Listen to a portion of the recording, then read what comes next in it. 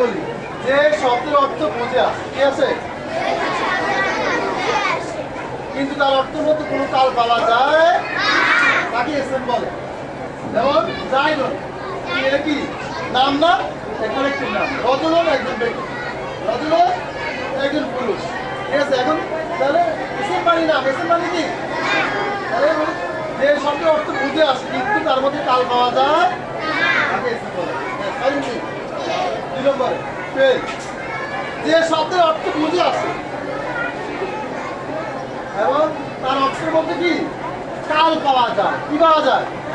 কাল বলুন, কাল কি কাল পাবো কাজ কি অতীত মাঝি মুজারে, মানে মাঝি হাত মুস্তাকিম, এই তিন প্রকার। কয় প্রকার? তাহলে যদি কোনো শব্দের মধ্যে যদি ফেল হয়, ফেল মানে কি কাজ, ফেল মানে কি কাজ, কোনো শব্দের মধ্যে যদি কাজ বুঝায়, ওই শব্দের কাজ বুঝালে কালো বোঝাবে। কি বোঝাবে? কাজ করতে সময় লাগে, লাগে না?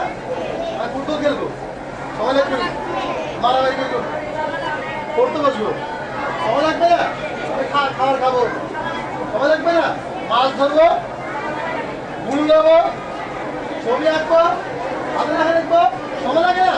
মানে কাজ করতে হলে কি লাগে? সময় লাগেনি। কাজ করতে হলে সময় লাগবে, এই জন্য যদি কাজগুলো ওই কালের মধ্যে, ওই কাজের মধ্যে কোনো কোনো কাজে বর্তমান বোঝাবে, নয় বোঝাবে, ভবিষ্যৎ বোঝাবে, অতীত বোঝাবে। মানে ঠিক না? আমি বললাম আমি মার খেয়েছি, আমার মা আমাকে মেরেছে, এটা কখন মেরেছে? এখন এটা হয়ে গেছে, মার খেয়ে গেছি আগে, ঠিক আছে।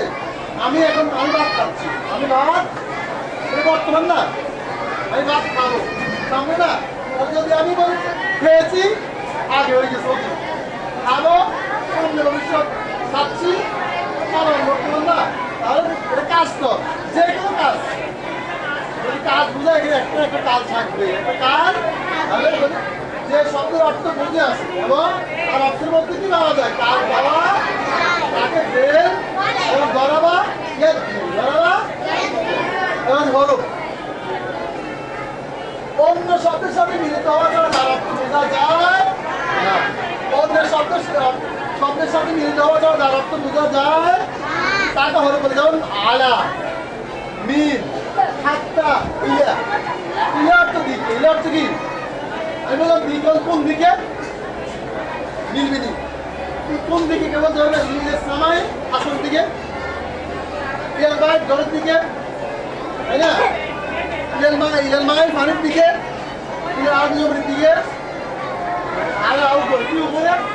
আলাদ তহলে তো জমির উপরে, আলাদ সামাই আসমানের উপরে, তাই না? আলাদা জমির উপরে, মানে আলাদ বাই ঘরের উপরে, যেটাই বলি মানে একটা শব্দ কি লাগবে না, আর একটা শব্দ লাগবে না, শুধু মিন দিয়ে হবে। মিন অর্থ কি থেকে, মিন অর্থ কি কি থেকে, অনুমতা অমর করতেছে হুজুর থেকে, কি থেকে পুরো অর্থ বোঝা যায়।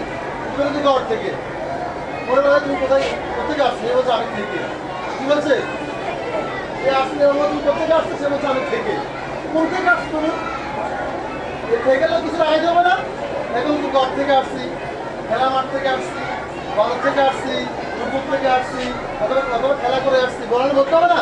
আরো একটা শব্দ লাগবে, শুধু মিনাল বাইক ঘর থেকে, মিনাল মাদ্রাসা মাঠের থেকে, মিনাল মসজিদ মসজিদ থেকে, মানে মিনের সাথে একটা শব্দ লাগবে। চলো এটা কি কথা একটু পারবেন? আসতে পারে যে শব্দের অর্থ বুঝে যায় এবং তার অর্থের মধ্যে কোনো কাল পাওয়া যায় না তাকে এসিম বলে।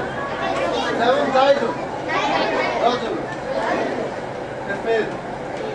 যে শব্দের অর্থ বুঝে আসে কিন্তু তার অর্থের মধ্যে কাল পাওয়া যায় তাকে ফেল বলে।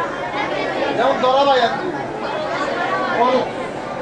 অন্য শব্দের সাথে মিলিত হওয়া ছাড়া যে শব্দের অর্থ বোঝা যায় না তাকে হরফ বলে। যেমন আলা, মিম, ই, হাত্তা, ইলা ইত্যাদি। এগুলো হরফ নাকি? মনে থাকবে? মনে থাকবে? আমি আরো সহজ করে দিই। কোনো কিছু নাম কোনো কিছুর নাম কি কোনো কিছুর নাম নামের পরে যাবো তাও কি এরপরে ফেল কোনো কাজ বুঝাতে ফেল কোনো কাজ বুঝাতে কি ফেল হলো যে শব্দ কি যে শব্দ একে একে নিজের অর্থ প্রকাশ করতে পারে না যার সাথে অন্য শব্দ কি সহযোগিতা প্রয়োজন হয় 2 মিনিট পরে 2 মিনিট পরে ওইটা কাজ ওইটা কি আমার 2 মিনিট ফলো এরপরে